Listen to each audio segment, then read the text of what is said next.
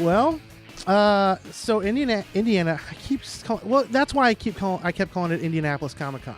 Oh, yeah. Because on their website, it specifically says Indianapolis Comic Con underneath the big giant header saying Indiana Comic Con. You're right. Because we made fun of you at great length for lamenting the fact that no one was from Indianapolis.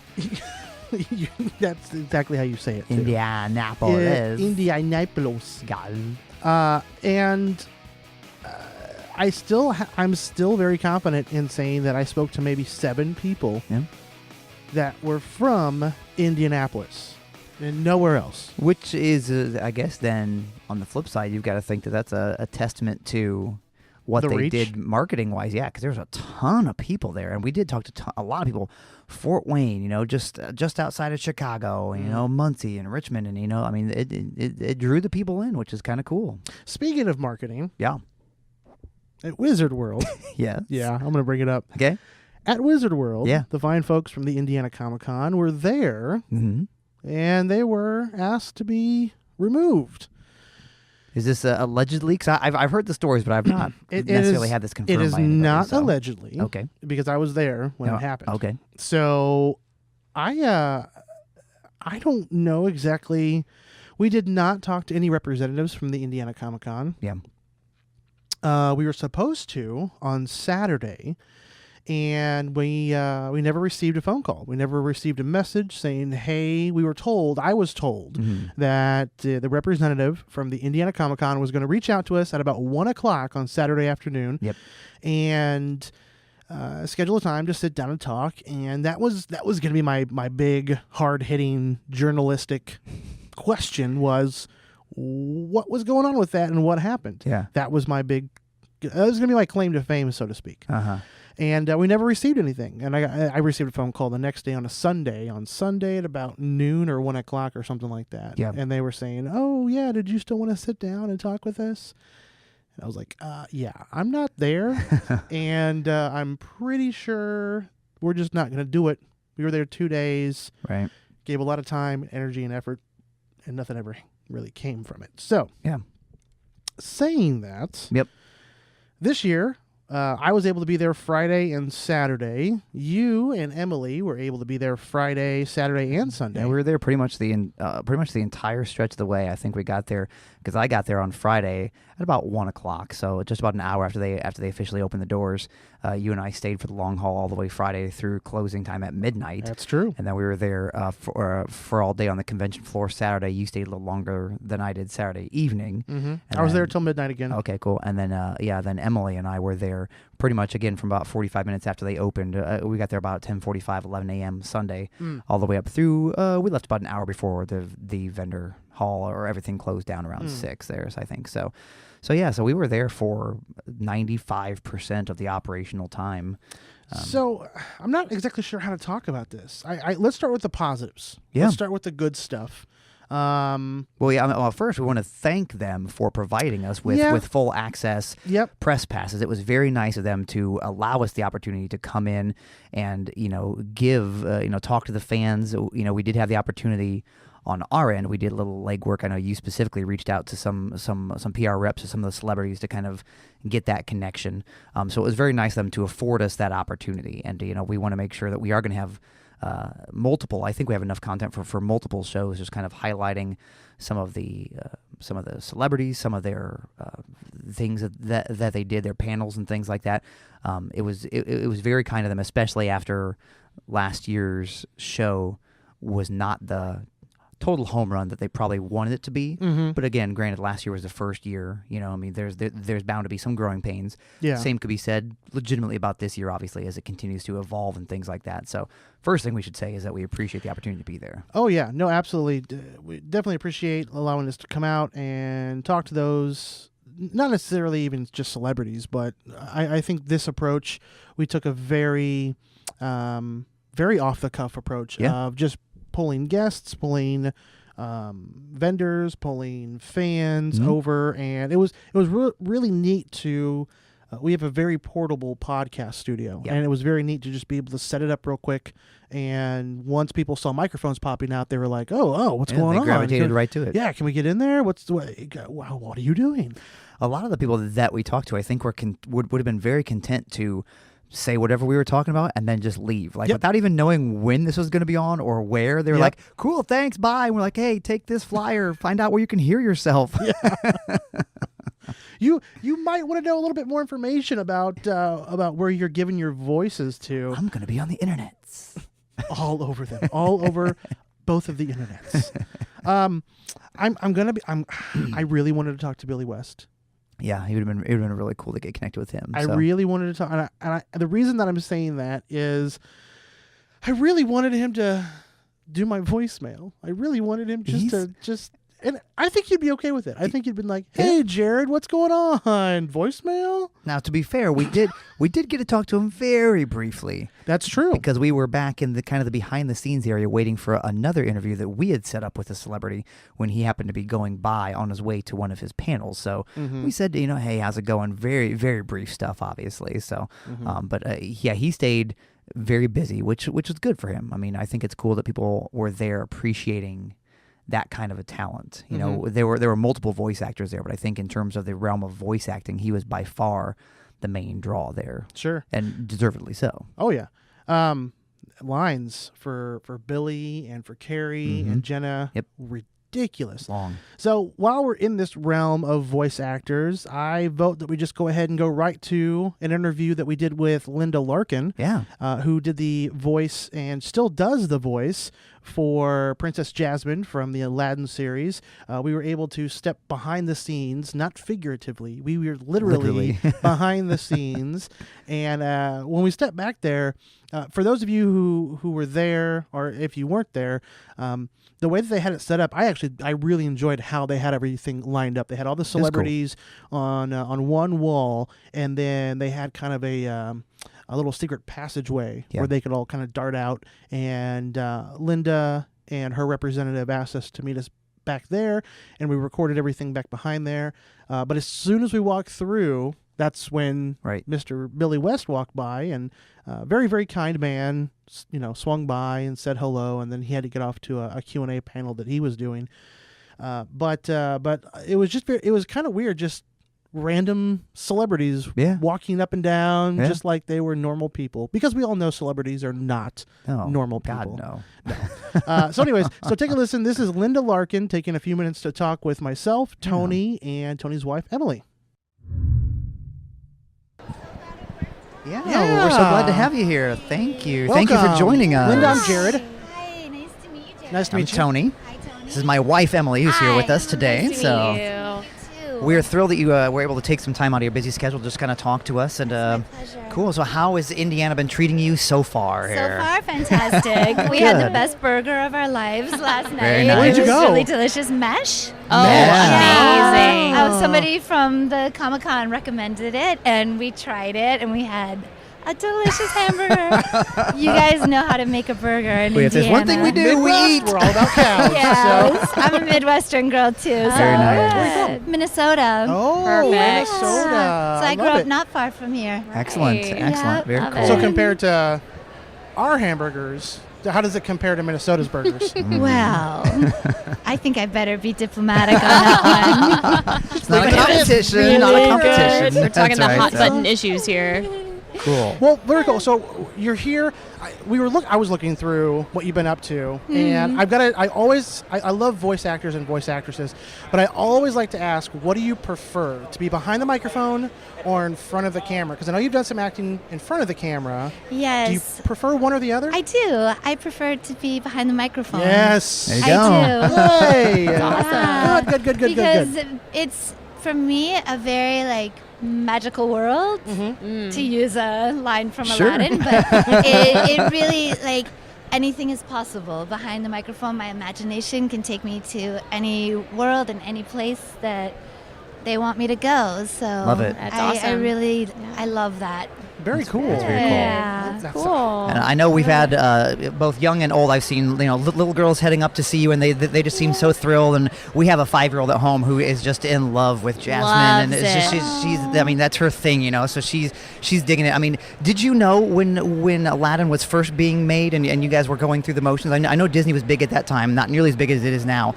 Did you have any indication that it was going to be as long-lasting as this is now? No, I had no indication. Yeah. And it was really, when I started working on this movie, Beauty and the Beast wasn't even out in theaters yet. Right. So we didn't really know that we were part of a whole classic generation of films. Sure. You can never know that at the time. Mm-hmm. So it was really... pretty special. A whole new world? It was a whole new world. Oh, Lord. I thought we said no puns.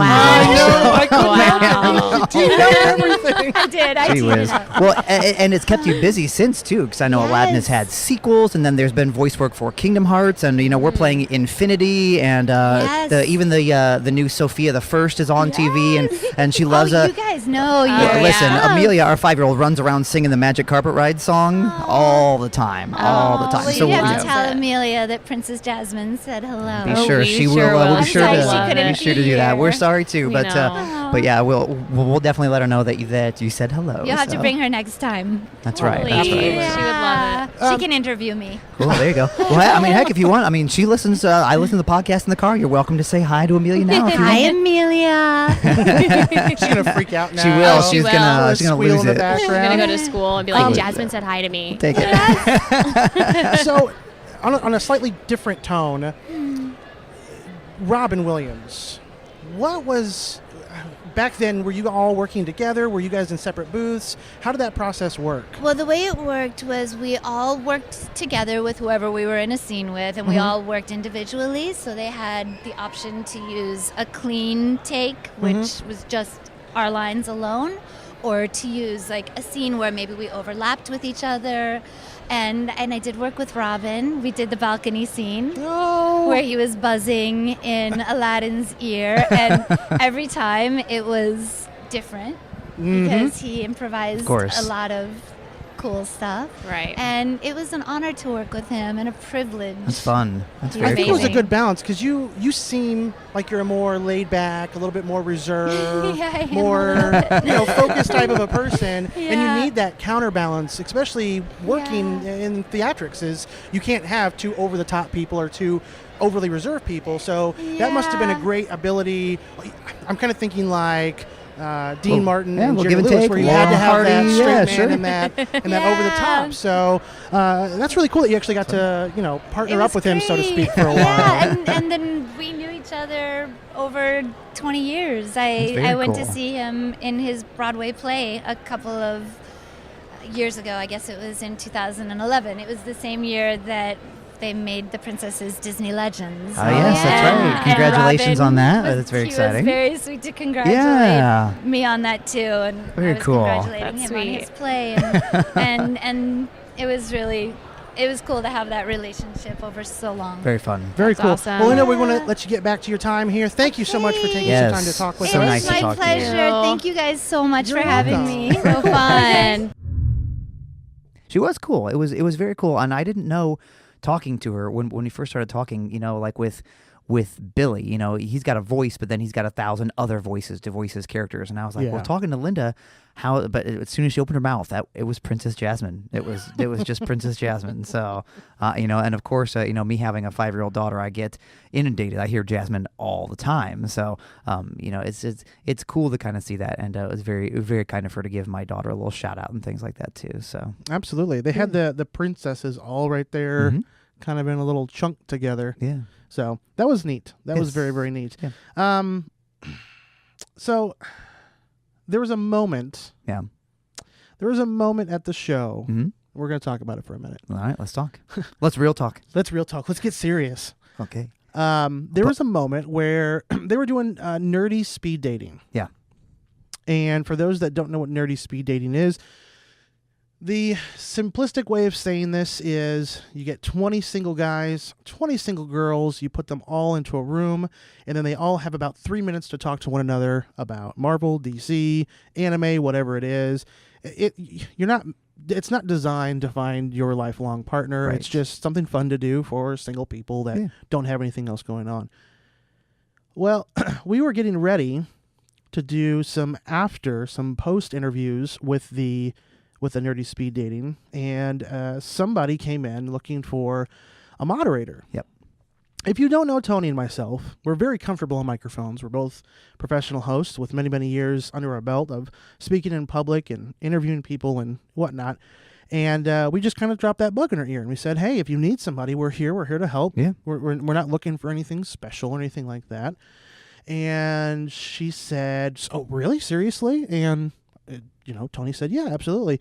And she said, okay, come with us or come with me. And in the process of walking out the door, she says that they were looking for the moderator for Livvy Stubenrauch. There we go. Stubenrauch. Was it? Or Rao? Stubenrauch. Yes, you're right. Livvy Stubenrauch, who did the voice of young Anna in the hit Disney movie Frozen. Mm-hmm. If you've never heard Frozen, I'm sorry. Right. Not sure how you stumbled onto this podcast, but so we're walking down. We're walking through all the. And there was a lot of people. Yeah.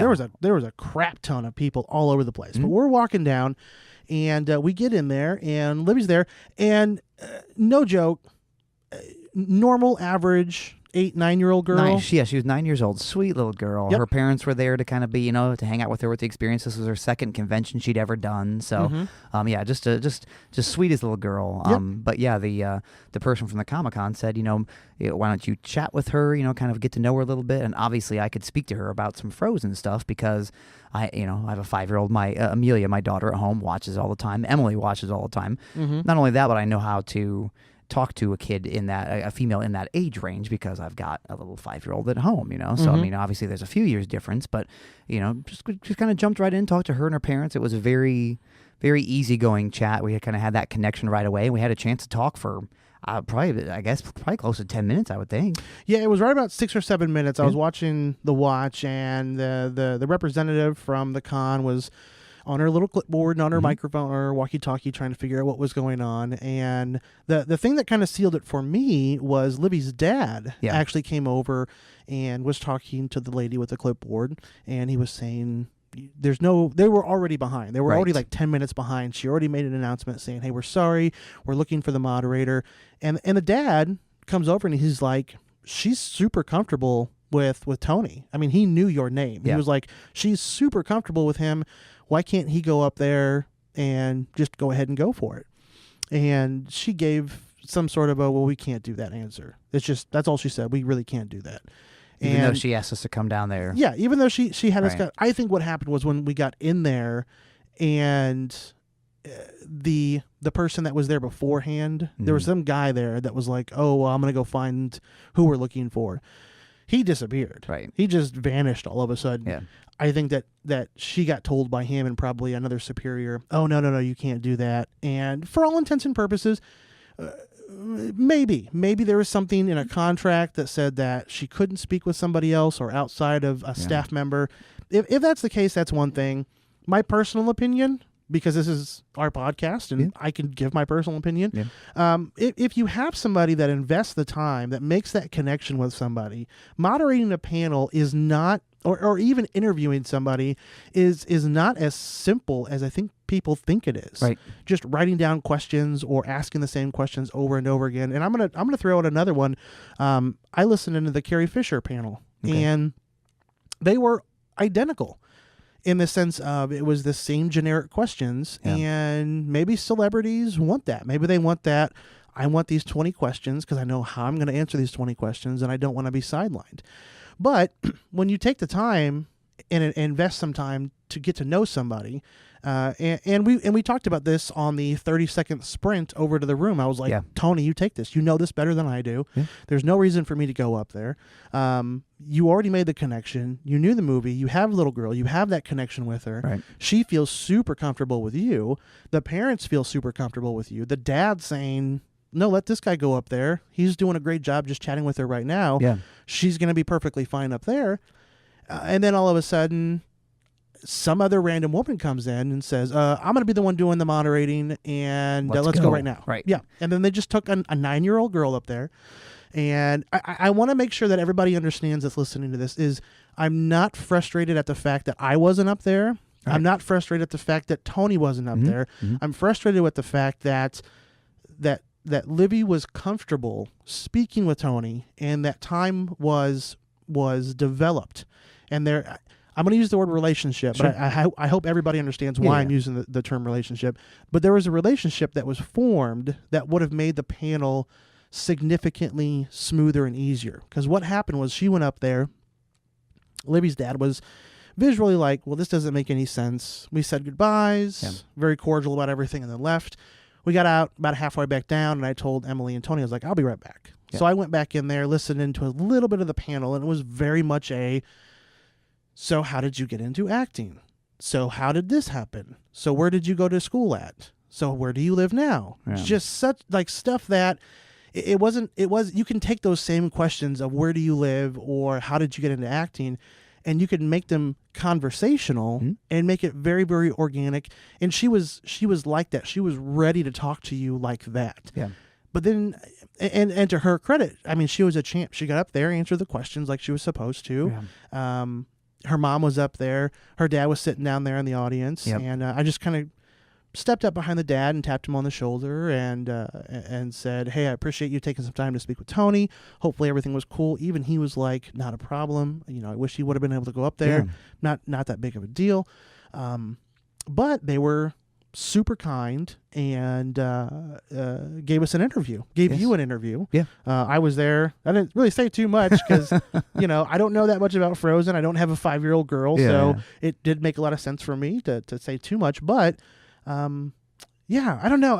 It's been bugging me. Yeah. Well, I feel like because like you said, we did later that day, we got the chance to go over to her booth and again, very accommodating. We were able to kind of sit down and kind of chat with her and do a quote unquote interview. But I feel like the interview, which I assume we'll hear soon or the next episode or something like that, you know, that interview felt like that is what could have been the panel, you know, like you'll hear that she and I just had a conversation.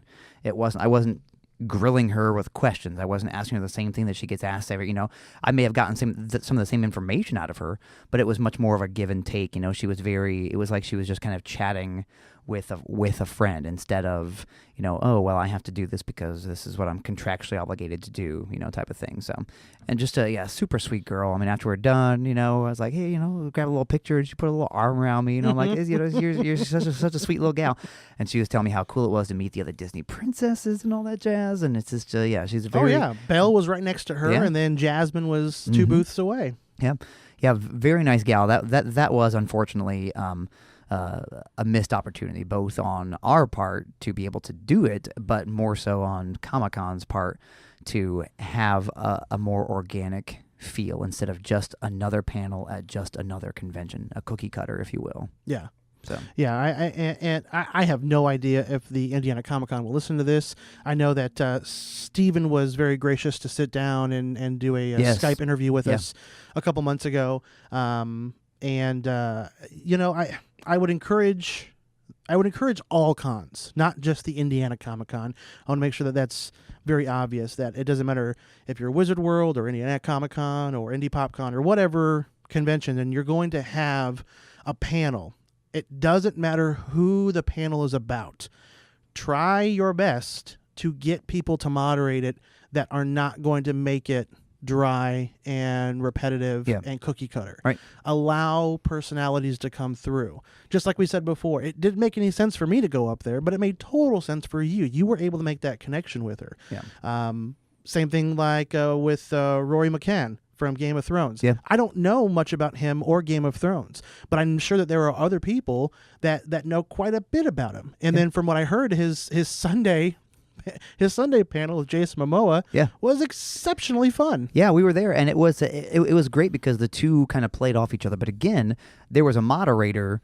I mean, and this was a straight Q&A. I mean, from start to finish, it was questions from the fans, things like that. The moderator was fine. She was a little gal, kind of just a timid gal. She literally sat down and said, you know, let's welcome Rory McCann and Jason Momoa, and here they came out, and then she said, and now we'll take questions. And that was pretty much all we heard from her, which is okay, but sometimes, you need to steer, then everybody started asking multiple questions, and eventually she did. About 45 minutes into the hour-long thing, she said, hey, let's try to keep it at one question per person, out of respect for everybody's time and things like that. So, but I mean, maybe it's just because you and I are entertainers and hosts at the same time, but it's like, if you're going to do that, you want to pump the crowd up, you want to fluff them a little bit, have a little bit of fun with them. We did see, I will say, at Wizard World, we did see Gigi Edgerly did a great job of moderating the panel for the Weasley twins, whose real names I've forgotten. Oliver and Jamie Phelps. That's it. Yeah. But Emily would have killed you. I know. I have a $70 picture on my desk now at home that tells me how much I love them now. So, but I mean, she did a good job of talking to people about their convention experiences and things like that. But she works in the industry; she's an entertainment person. Yeah. Same thing with because we're big into music too. Like, play some music when they come out. Throw the Game of Thrones theme song out there. Get the crowd fired up, and I think that lends to a bigger experience all around instead of just well, this is the way every other convention does it, and it's got to stay this certain way. I think the celebrities are there and they want to have some fun and keep it entertained. Go that extra mile to kind of make it personal for them. And then on the flip side, they'll remember. They'll be like, oh yeah, I've been to 8 conventions this year, but at that one convention, where the guy said, is there a song I can play for you when you come out? And I told him, play whatever you want. And he played Spice Girls or, whatever, I mean, there are stories there to be told and memories to be made more so than just the average experience, both for the guests and for the fans. Yeah. I think this is a good time to actually go into the interview. Not even really interview, but the chat with Livvy and find out a little bit more about her. She's a Midwestern, so if you're here in the Indiana, Ohio area, you're going to find out a little bit about her, where she's from, and what she's doing. So take a listen. Okay, so it's Saturday of Indiana Comic-Con. The day is almost done. We're very close to the end, and we are here talking with Livvy Stubenrauch, who did the voice of young Anna in Frozen. Hi, Livvy. How are you? Good. Good. How's your Comic-Con experience been so far? It's pretty cool. Yeah? I've seen 2 Disney princesses right next to me, so that's that's right. Awesome. You are right next to Belle and Jasmine, which is super cool. So I must say I'm a little jealous that you get to sit here and hang out with them all day. So I'm jealous that you get to sit down all day because we're walking all over the place. It's exercise for us. Now, Livvy, I'm curious. How did you get the opportunity to be in Frozen? How did that even happen? Well, when I had my agent in Ohio, in Cincinnati, because my parents thought that I had a good personality, and they thought that maybe I could start doing some modeling and acting and stuff. Cool. So my agent sent me out to LA with some managers and other agents. Yeah. And so that was cool. And so then when we were in LA, I got the audition for Frozen, and that was huge. It was great. Yeah. And then we just auditioned for it. I just read the lines and spoke into the microphone like I am now. Yeah. And just got a call back and then got the role. Awesome. That is so cool. And you are how old? 9, almost 10. Awesome. So cool. That is phenomenal. And this, I know you were telling me earlier, the Indiana Comic-Con is the second convention you've done, right? Yes. I have also been to the one in Cincinnati. Very cool. Very cool. So how has the experience, have you enjoyed meeting the people here today? Has it been fun? It's been pretty fun. I like it a lot. Very cool. Now, I know you have some stuff here to sign. You've got some of your own, you've got postcards and posters and things like that. Have people brought in some things for you to sign, or have you just been signing your stuff? Sometimes people bring in things like books and things, and somebody even brought in a baseball, so that was cool. A baseball? You signed a baseball? I've never signed a baseball. That is very cool. So a bunch of cool things that people brought in. That was a CD. Oh yeah, there was a big record that I thought was a CD. A big oversized novelty compact disc. Yeah. Which I'm glad you even know what a CD is these days. So that's very cool. Or a record. Yeah, I kind of know what a record is, but you put it on this little machine, and then you put the sharp thing on it, and then you play it. You got it. You know more about it than most people do. Yeah, so that's right. all right. Yep. That's how we used to play music back in the day, long time ago. So that is very cool. Now, when people come to you, is there a certain line from the movie that people ask you to say a lot or anything like that? Or Well, they just say Well, sometimes usually it's do you want to build a snowman? Of course. That's the line, right? Yeah, the line. and then sometimes they say sometimes they ask me to say the sky's awake. Yeah. You know, the sky's awake. So I'm awake. So we have to play. It's like, ooh. My daughter loves Frozen. She watches it all the time. My wife loves Frozen. She watches it all the time. So yeah, we can repeat Frozen pretty routinely.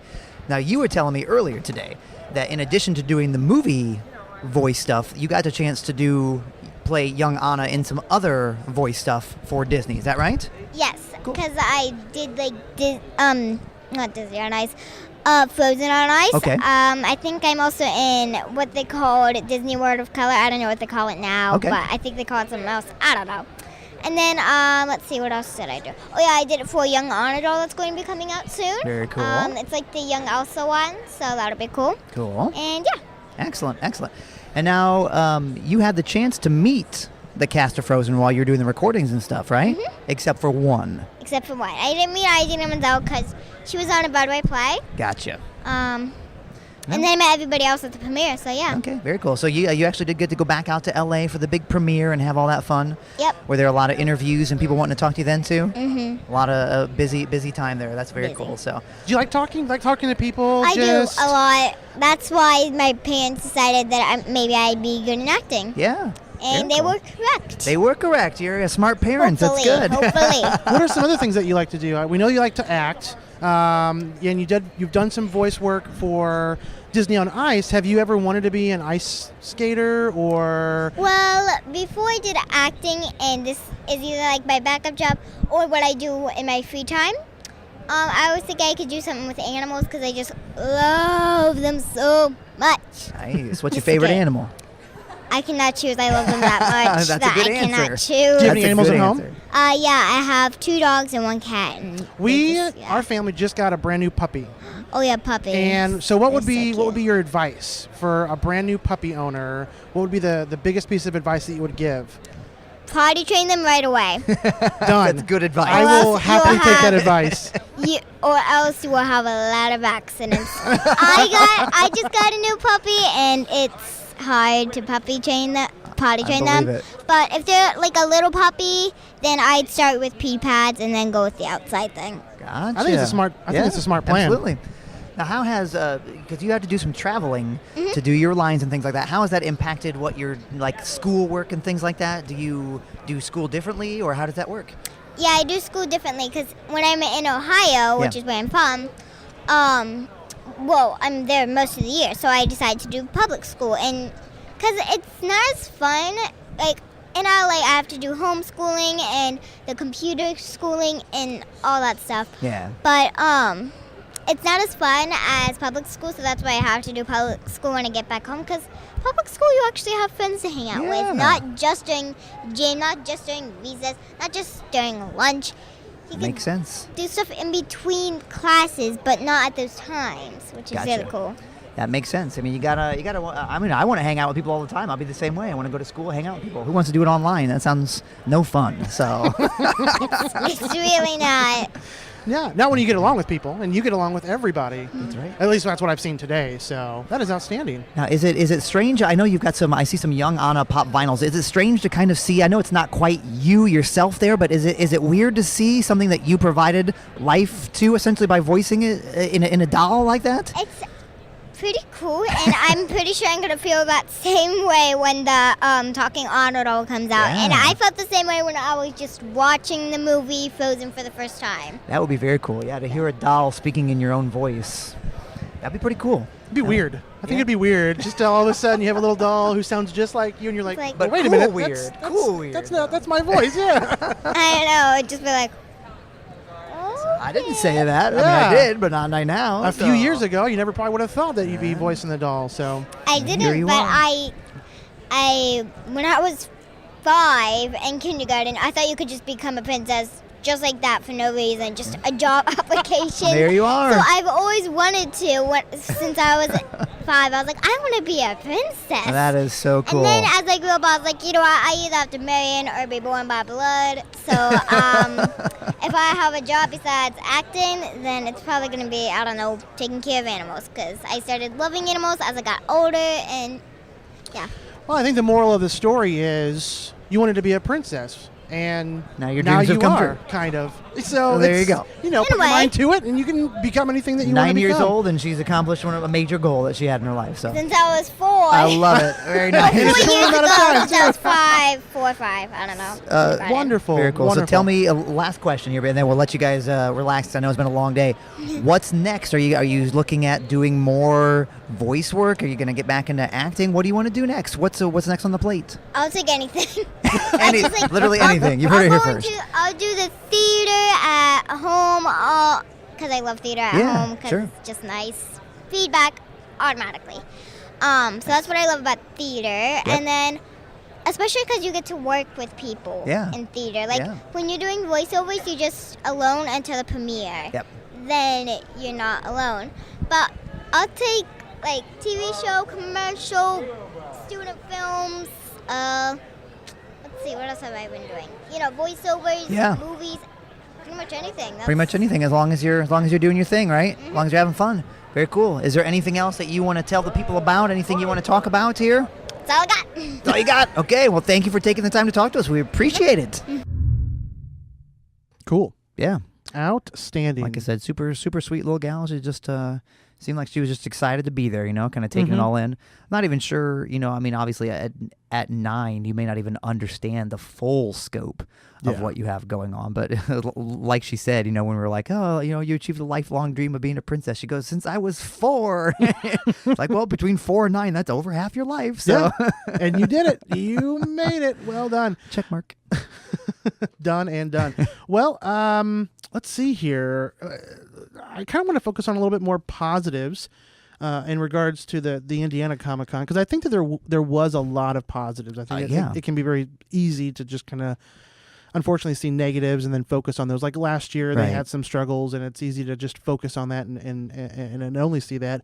One thing I dug quite a bit was the late night stuff. Yes. They had a lot of different programming, everything from improvisation to movies to live action role play, some LARPing going on. All of the little side rooms always had something going on all the way through till midnight. Right. I did like that. I thought that was really, really cool. They did not have that last year. There was some different improvisational comedy troupes that were going through. They did a lot of very 18 and over, very adult comedy. Yeah. But it was still fun. It was still very, very enjoyable. Did you get to stick around? Did you see any of that? On Friday, a little bit. I think it was very cool, and I saw on in the program, which it was nice. They had tons of programs for everybody to be able to grab and things like that. Mm-hmm. With the programs, I maybe could have heard, and this might have been a logistic thing, but I maybe using the PA system a little bit more, say, hey, next up we have this going on in this room, or, this Q&A is about to start if you want to get in line.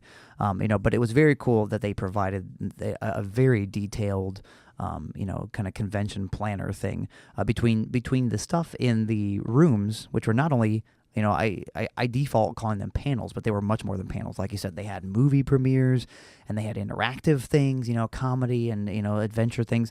That and the game cave, I think, was really cool too. Yeah. Which was just this massive hall of just row after row of tables, and the Who's Your Gamers people were there with their massive library of games. Mm-hmm. You could bring in your own. I brought one of my boxes of games that we were going to potentially play and things like that. There were games of Werewolf going on.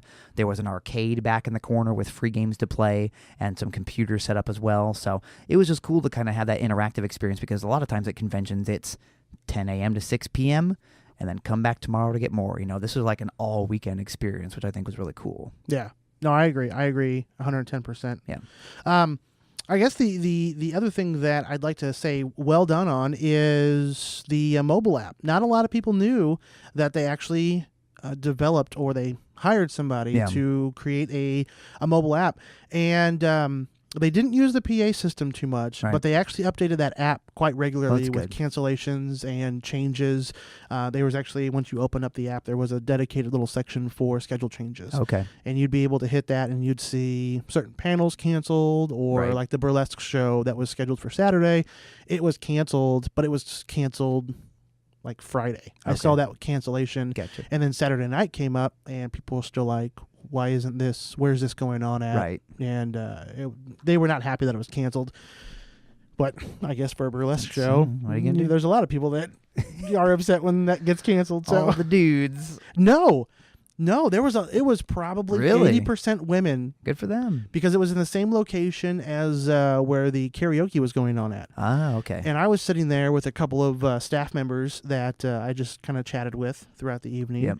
And they it was ladies. And the ladies were the ones that were upset. The guys were just like, that stinks. And the ladies were like, no, what's going on? I wonder if it was like was it like a learn to burlesque thing, or no, it was just nerdy burlesque. So interesting.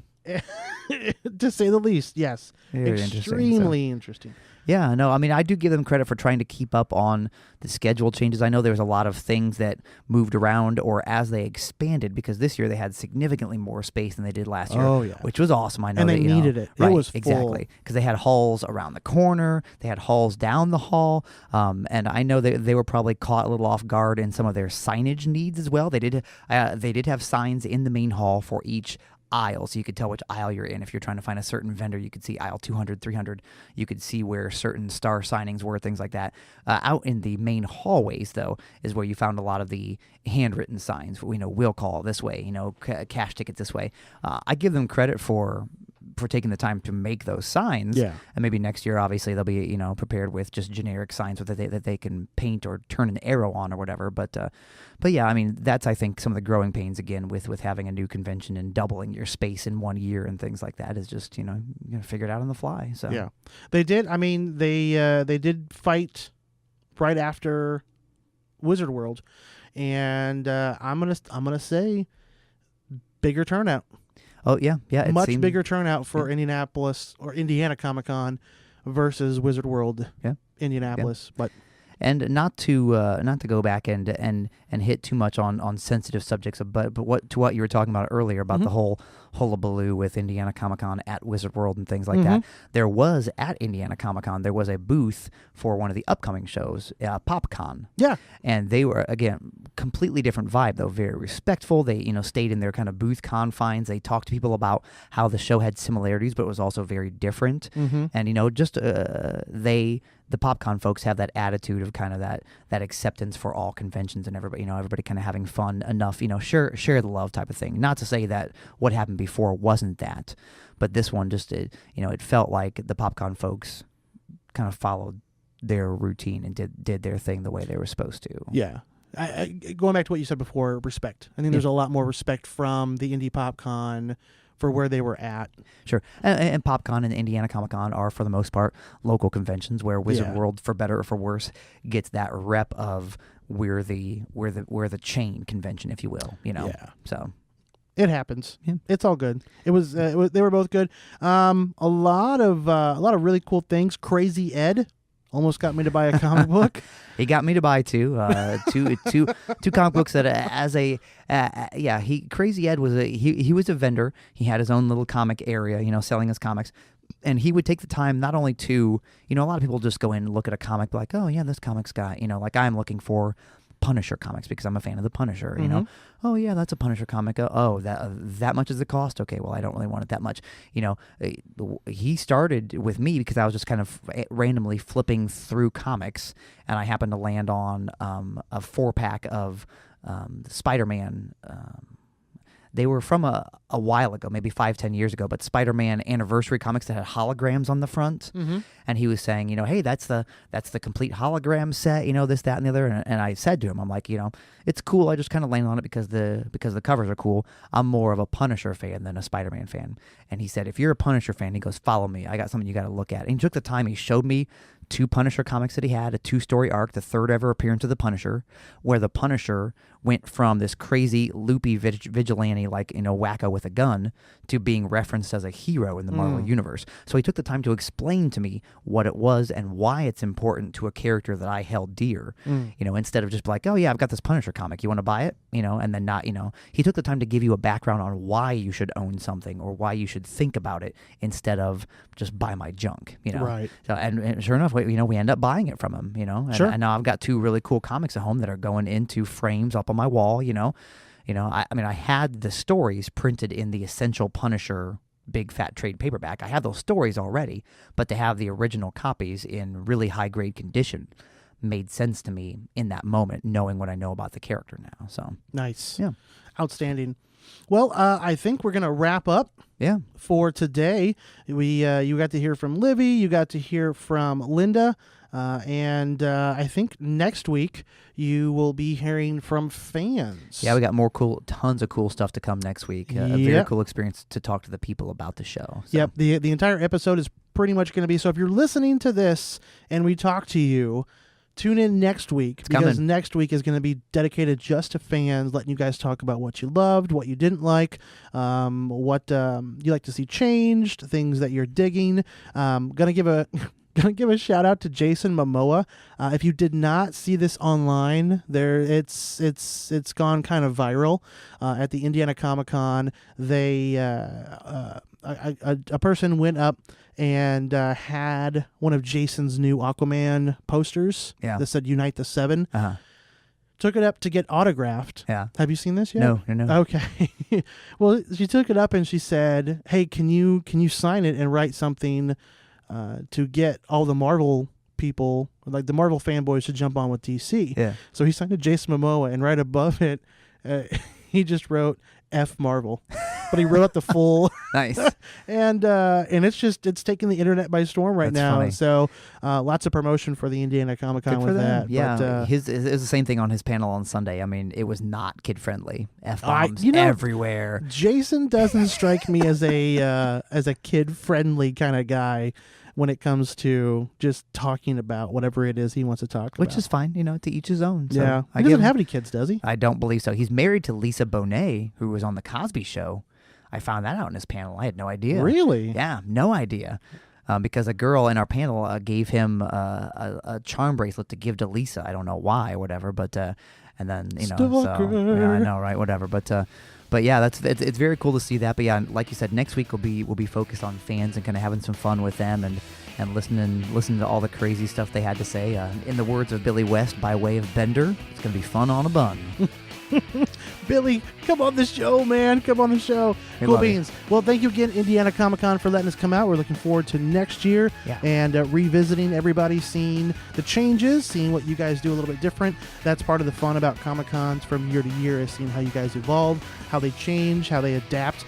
Because the nerds take notice. We pay very close attention to what works and what doesn't work, and we want to make sure that it continues to grow and flourish and bring you good business, and at the same time allowing nerds to be able to come out and enjoy themselves. So thanks Tony. Achoo.